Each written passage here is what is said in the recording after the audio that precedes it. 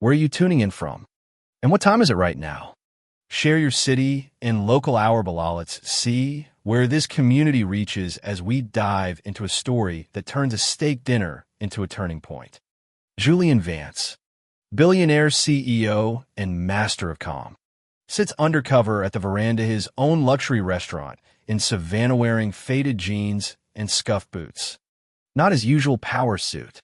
He isn't here for the food, but to sniff out rumors of racial abuse and a toxic culture whispered about his business. Historians still argue whether restaurant hierarchy or the kitchen's secret code is harder to break. But Julian's about to learn firsthand. From the moment Julian steps in, the air is thick with exclusion. The hostess seats him by the swinging kitchen doors, and every server but one ignores him.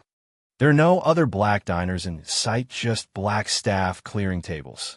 Blending into the background, the wine guy, famous for his nose and his ego, skips him entirely.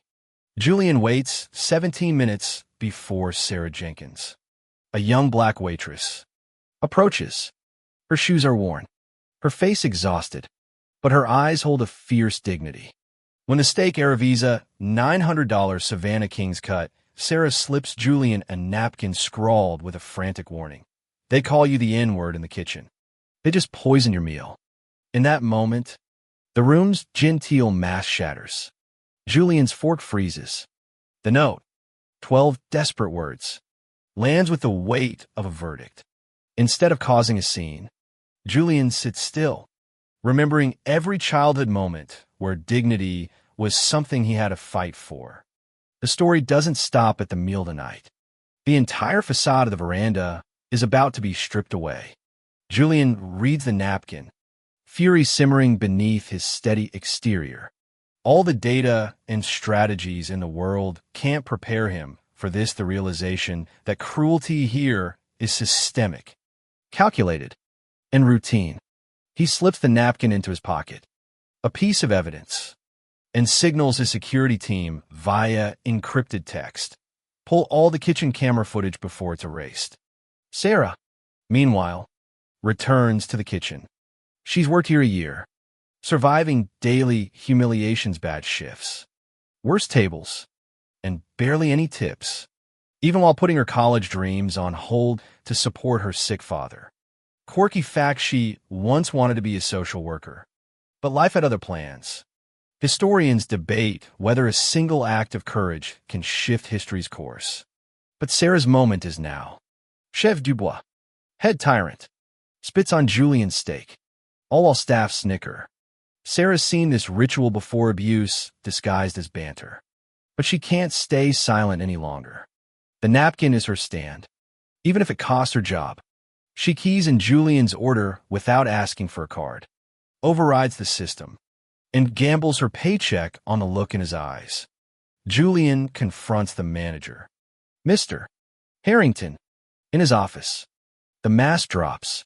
Julian reveals himself as the owner, orders to see the security footage, and finds 2 minutes deleted, the damning moment gone. Enough, he says, firing Harrington instantly and instructing his team to seize every record.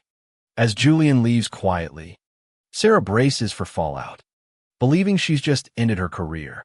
What neither knows is that morning will bring not just justice, but a public reckoning. The next day, the veranda is a different world, silent, tense, staff whispering in corners.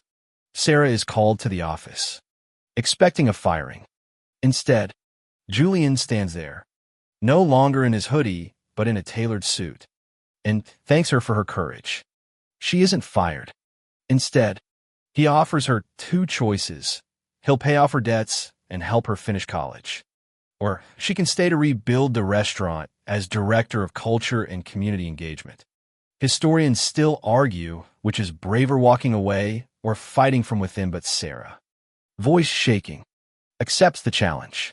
Julian moves fast. By noon, the restaurant is shut. FBI agent arrive, and both the chef and manager are arrested. The veranda's old world crumbles. No more toxic culture, no more abuse. Community leaders and workers watch, jaws dropping, as the scandal unravels on live TV. At a press conference, Julian admits his failures and publicly introduces Sarah as the restaurant's new conscience. The promise: the veranda will reopen, reimagined as a space that truly welcomes everyone. Inside, Sarah leads real, change-anonymized reporting, bias training, community hiring. The offensive paintings are removed. A black woman chef is hired, and the staff starts to reflect the city it serves. Sarah even returns to college at night, her dreams finally within reach. Thanks to Julian's support, stories ripple outward, other service workers come forward. Hope spreads. That napkin, now framed in Sarah's office, is a daily reminder. A whisper of truth can spark a revolution. As dusk falls over Savannah, Sarah and Julian pause. The restaurant is quiet. The storm passed. Sarah feels hope, a gentle certainty that sometimes the smallest act in napkin, a word, a risk can heal what's broken. Julian, watching the city lights, knows that justice isn't just a single day. It's 1,000 choices, every one adding up. The veranda waits in the golden light, ready to serve not just food, but a fairer future. Let this story stay with you tonight. As you wind down, imagine that calm southern dusk, the new veranda's doors opening wide, and the simple courage of one honest act echoing long after the last plate is cleared. Rest easy, knowing the world can change one whisper, one truth, one napkin at a time.